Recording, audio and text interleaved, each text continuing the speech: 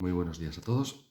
Comenzamos este quinto domingo del tiempo ordinario, en el que vamos a hacer una reflexión sobre el mal, en las lecturas de Job, la carta de San Pablo y el Evangelio de San Marcos. Pero vamos a hacerlo como siempre, primero pues poniéndonos en presencia del Señor. En el nombre del Padre, del Hijo y del Espíritu Santo. Ven, Espíritu Santo, llena los corazones de tus fieles y encienda en ellos el fuego de tu amor. Envía tu Espíritu y todo será creado y renovarás la faz de la tierra. Oh Dios, que llenaste los corazones de tus fieles con el Espíritu Santo, concédenos que, guiados por ese mismo Espíritu, sintamos con rectitud y gocemos siempre de tus consuelos.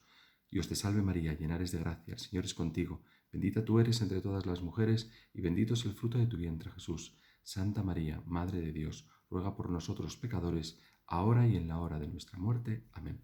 Santa María, Reina de los ángeles, ruega por nosotros.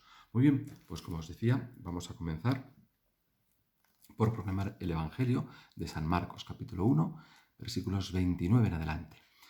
Luego, saliendo de la sinagoga, vinieron a casa de Simón y Andrés, con Santiago y Juan. La suegra de Simón estaba acostada con fiebre, e inmediatamente se lo dijeron.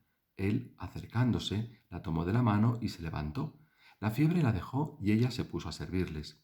Llegado el atardecer, puesto ya el sol, le llevaron todos los enfermos y endemoniados, y toda la ciudad se reunió a la puerta. Curó a muchos pacientes de diversas enfermedades y echó muchos demonios, y a estos no les permitía hablar porque le conocían. A la mañana siguiente, mucho antes del amanecer, se levantó, salió y se fue a un lugar desierto y allí se puso a orar. Fue después Simón y los que con él estaban, y hallándole le dijeron: Todos andan en busca de ti. Él les contestó: Vámonos a otra parte, a las aldeas próximas, para predicar allí, pues para esto he venido. Palabra del Señor. Muy bien, pues como vemos, es un episodio que ocurre en Cafarnaún, en la ciudad que está al borde del mar de Galilea, centro neurálgico por la pesca y en el que tenían su vivienda Simón, tenían su vivienda Andrés, tenían su vivienda también los hijos de Zebedeo, Santiago y Juan.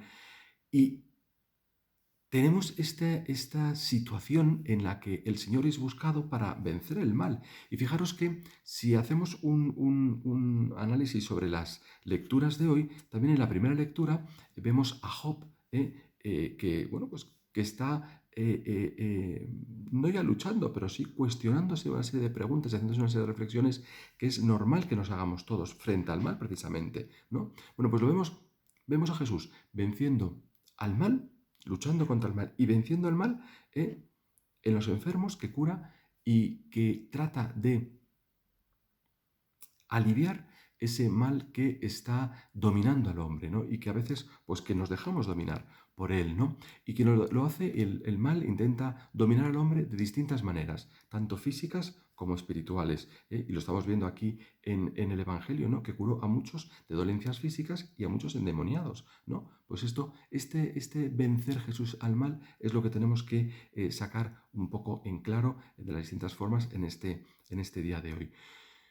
Dice el Evangelio, al final casi, que cuando van Simón a buscarle, en ese momento que está el Señor orando, dice: todo el mundo te busca. Y él dice: vámonos a otra parte, a las aldeas cercanas, a predicar, que también he venido para esto, ¿no? Bueno, también no, que he venido para esto, para predicar, para anunciar el Evangelio. Pero no se nos puede pasar por alto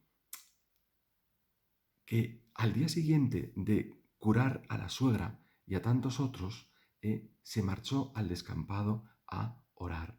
Este punto es importante, ¿no? Porque es esa continua referencia que nos da el Señor de ese diálogo que tiene con el Padre y que tenemos que tener tú y yo con el Padre. Una actitud que une o que provoca, a decirlo así, una fe madura, una fe arraigada en esa unión con el Padre, ¿no?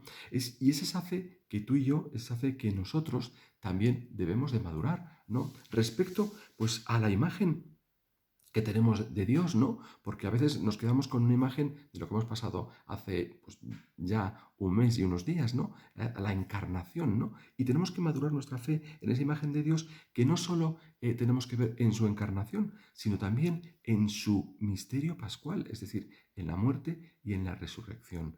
Esa fe madura que también pasa por una respuesta de amor a los demás y obviamente por una respuesta a sentirse miembro de la Iglesia.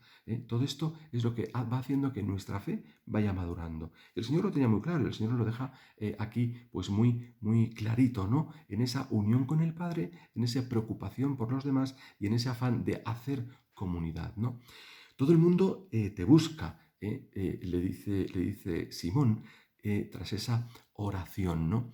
Y piden tanto que el Señor tiene que ser asertivo y a nosotros nos enseña también a que en nuestra propia vida tenemos que fomentar esa asertividad. ¿Por qué? Pues porque la vida nos va a reclamar un montón de cosas, ¿no? Y la vida nos va a reclamar lo mejor de mí.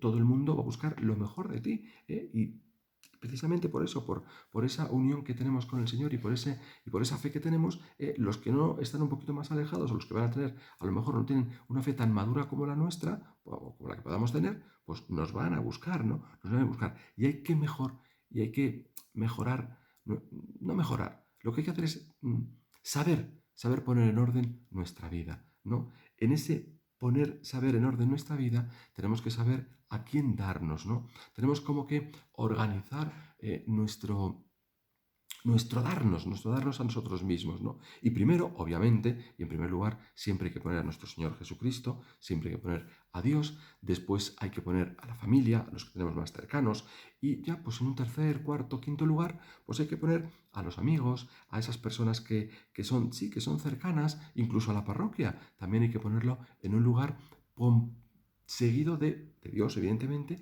y de la familia, ¿no? Porque así nosotros podremos cuidar, nosotros podemos cuidar a lo que es verdaderamente importante en nuestra vida. Y en nuestra vida lo verdaderamente importante, lo primero es Dios. Y luego, pues esas personas que el Señor nos ha encargado, empezando por los nuestros, ¿no?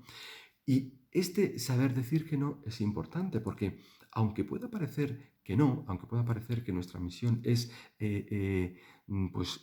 ejercer la caridad por doquier, la caridad también es saber decir que no. La caridad también es saber decir en qué momento puedo y en qué momento no puedo. Porque si digo a todo que sí, pues puedo acabar desbordado, puedo acabar desbordado. Y hay que poner un orden. El mismo Señor nos lo enseña. Fijaros que muchas veces en el Evangelio el Señor dice se retira a un desierto, a un lugar desierto para orar, se retira al monte a orar, se retira a estar con el Padre. Es decir, en ese retirarnos nosotros tenemos que cargar pilas, como si dijéramos ahora, ¿no? Esa recarga de pilas, ¿para qué? Para poder darnos a los demás como se espera y espera el Señor que nos demos. Pero y lo digo porque el Señor también lo hemos visto, ¿no? O sea, el Señor pone orden también, ¿no? Vamos a otros pueblos, dice. No solamente nos vamos a quedar aquí en Cafarnaún, que hay un montón de gente, pero también vamos a otras aldeas, a otros sitios no tan grandes, que también necesitan de mí, ¿no? Bueno, pues en ese poner orden en nuestra vida podemos meditar también en el día de hoy. Primero, pues eso, esa meditación de cómo actúa el Señor frente al mal, cómo actúas tú frente al mal, que luego lo veremos, haremos una pequeña reflexión al final, y en ese poner orden en nuestra vida. Decía que nos muestra las lecturas de hoy a Jesús venciendo al mal, como haciéndonos notar a nosotros y como haciéndonos cuestionarnos que también nos tenemos que sentir identificados con esas personas que sufren el mal, ¿no? En primer lugar, con lo que hemos leído, con lo que se puede leer en la primera lectura, ¿no? La lectura del libro de Job, que con sus preguntas, como os decía al principio, son preguntas que nos podemos hacer tú y yo. Son preguntas de cualquier hombre que está angustiado frente al dolor, angustiado frente a todo lo que le está sucediendo. Con razón, el dicho de tienes más paciencia que el santo Job, porque mira que le ocurren cosas al pobre, ¿no? Bueno, pues es lícito preguntarnos por qué todo ese dolor, por qué todas esas dificultades, porque esas dificultades que tiene Job pueden ser también nuestras dificultades. pueden ser también nuestros problemas, pueden ser también nuestras angustias, pueden ser también nuestros agobios, ¿no? Entonces, por eso las lecturas de hoy conectan con nuestra realidad, conectan con nuestra realidad del día a día y también con nuestra realidad de la imagen que tenemos de Dios, la imagen del Dios encarnado, la imagen de un Dios que se preocupa por el hombre y la imagen de un Dios, en la figura de Jesús de Nazaret, obviamente, que tiene una misión que cumplir y que tiene que ser reflejo de tu misión eclesial, de esa misión que tiene el Señor. Pero vemos que Jesús sale de la sinagoga, también lugar de contemplar la palabra, sale de la sinagoga y inmediatamente lo primero que hace es curar a la suegra de Pedro y a otros muchos que le van poniendo, como hemos visto en el Evangelio. No solamente en ese momento, sino al atardecer, al amanecer, está, pues eso, intentando dosificar esa caridad, ¿no? En definitiva, lo que hace es luchar o intentar evitar el sufrimiento de los demás, ¿no? Que esa es la misión del Señor, una de las misiones que tiene el Señor, intentar evitar el sufrimiento a los demás. En esa lucha contra el mal que se entiende desde esa experiencia íntima con el Padre, es decir, con la oración, ¿no? Fijaros que ya lo he insistido varias veces, que importante es tener esa experiencia de Dios a través de nuestra propia oración, porque si nosotros no procuramos esa experiencia de Dios frente al diálogo permanente con Él, pues no podremos sentir a Dios como alguien cercano y no podremos sentirle como alguien cercano por el amor, ¿no? Por el amor. Y es ese amor el que representa o el que está manifestando Jesús de esa cercanía, ¿no? Es esa cercanía de Dios frente a los padecimientos del mal, que lejos queda lejos de esa experiencia que tenían a lo mejor en el Antiguo Testamento, de un Dios a lo mejor un poquito más lejano, pero precisamente Jesucristo nos hace cercano a Dios Padre.